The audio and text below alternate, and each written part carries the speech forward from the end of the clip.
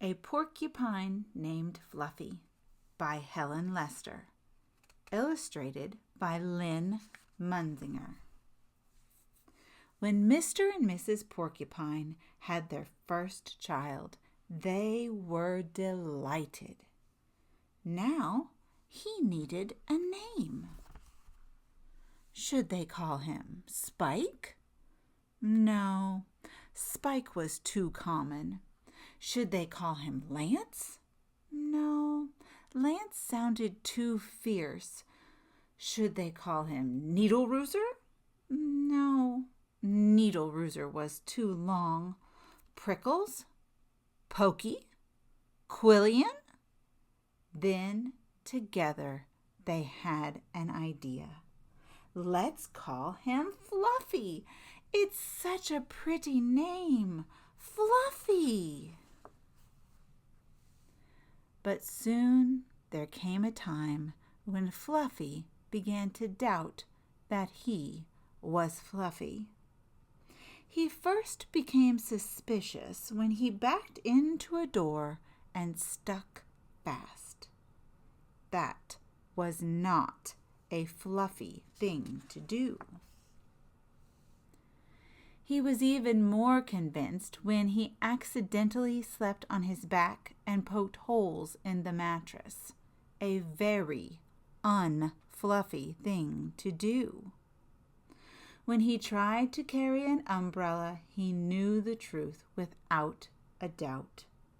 Fluffy definitely wasn't.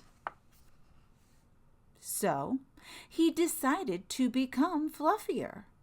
Clouds are fluffy, he thought. I'll be a cloud.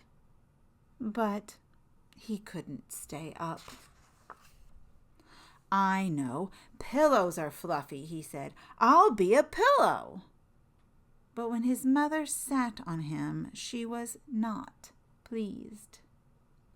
He tried soaking in a bubble bath for 45 minutes, but he did not become fluffy. He became soggy. He tried whipped cream.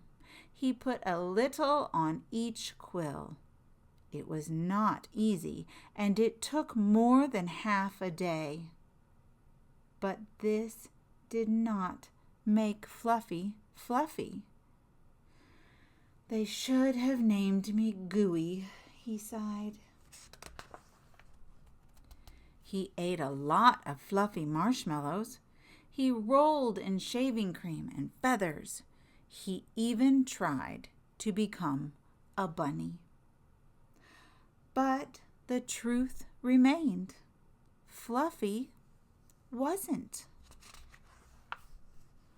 One afternoon, Fluffy set out for a walk, trying to think of ways to become fluffy. Before long, he met a very large rhinoceros. "Grrr," said the rhinoceros. "I'm going to give you a rough time." Fluffy didn't know what a rough time was, but he didn't like the sound of it at all. "What is your name, small prickly thing?" asked the rhinoceros unkindly. "Fluffy," said Fluffy. The rhinoceros smiled. He giggled. Then he laughed out loud.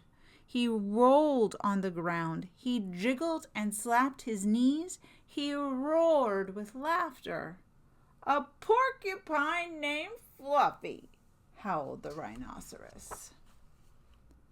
Fluffy was embarrassed, but he tried to be polite. "And what is your name?" he inquired. "I can't say it," giggled the rhinoceros. "Hubert?" suggested Fluffy. "Ha, ha, ha! Oh, help, I just can't say it. I'm laughing so hard," said the rhinoceros. "Harold? Or maybe Herman?" asked Fluffy. "No," gasped the rhinoceros.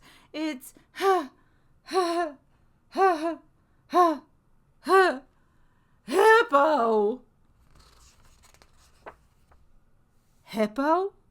A rhinoceros named Hippo? Fluffy smiled. He giggled. Then he laughed out loud. He jiggled and slapped his knees. He howled with laughter. A rhinoceros named Hippo, Fluffy cried.